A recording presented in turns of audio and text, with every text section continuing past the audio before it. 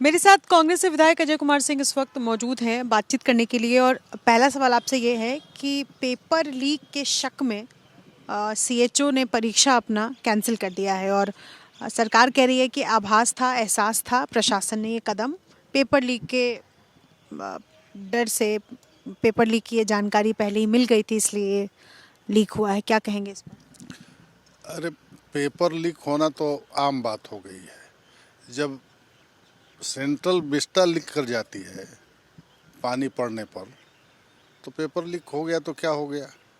सरकार को आभास था नहीं था इसकी जानकारी तो सरकार के लोग बताएंगे, लेकिन परीक्षा का रद्द हो जाना, इसमें तो बेहतर रूप ढंग से सरकार बता सकती है कि पेपर लीक हो गया था, आभास था। अगर आभास था तो कहाँ था, माने किस बिंदु पर जो है आभास था कि आप पेपर लीक हो गया है। तो लीक हो गया तो कार्रवाई क्या कर रहे हैं? कार्रवाई होनी चाहिए ना। सरकार को आभास नहीं होना चाहिए, सरकार के पास ऑथेंटिसिटी होनी चाहिए और सही सही सूचना होनी चाहिए।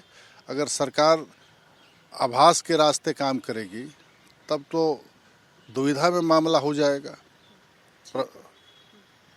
दूसरा सवाल ये है कि एमवाई समीकरण का नया रूप चिराग पासवान दे रहे हैं। उन्होंने भागलपुर में कहा कि एमवाई का मतलब मुस्लिम और यादव नहीं है, महिला और युवा है।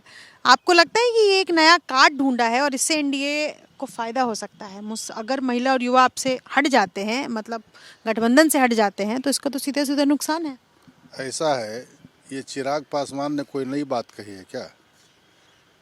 माने भारत ही नहीं जो सो पूरे विश्व में दो ही जेंडर अधिक हैं, महिला और पुरुष।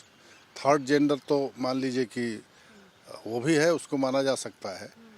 तो महिला पुरुष विश्व भर में किसी देश में उनकी उपस्थिति है, तो ये कोई नई बात तो उन्होंने कहा नहीं कि महिला और युवा, इसका कोई मतलब नहीं है। नहीं, कहने का ये मतलब है कि मुस्लिम और यादव, जिसको कहा जाता है कि वो कोर वोटर है, हालांकि वो आरजेडी के कोर वोटर है, लेकिन उससे गठबंधन को फायदा मिलता रहा है। अब महिला और युवा को अगर साधने की कोशिश है एनडीए के पास, तो आपका अगले साल चुनाव है और इसमें नुकसान हो सकता है।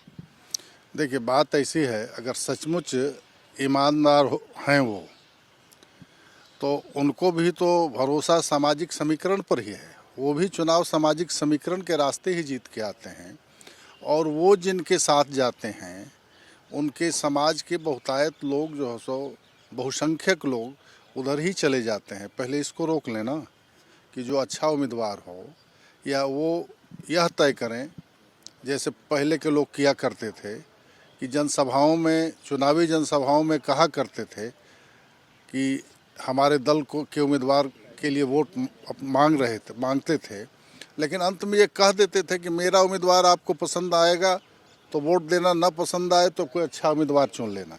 इस हैसियत में है क्या? पुरानी हैसियत में है कि तब न भाई अच्छे प्रजातंत्र की स्थापना हो सकती है। एक बार पंडित जवाहरलाल नेहरू प्रचार करने गए मध्य प्रदेश में, उन्होंने अपने उम्मीदवार की ओर देखा और कहा कि यह आदमी किसी एंगल से कांग्रेस की टिकट के लिए उपयुक्त नहीं था और इसे मिल गया है, लेकिन आप लोग कोई अच्छा उम्मीदवार चुन लेना। कई बार मैंने चौधरी चरण सिंह साहब की सभाओं में देखा है, वो अंतिम में कह देते थे कि वो मेरा उम्मीदवार पसंद आए, सब दिशा से पसंद आए तो आप इसे वोट देना, नहीं तो अपना रास्ता चुन लेना।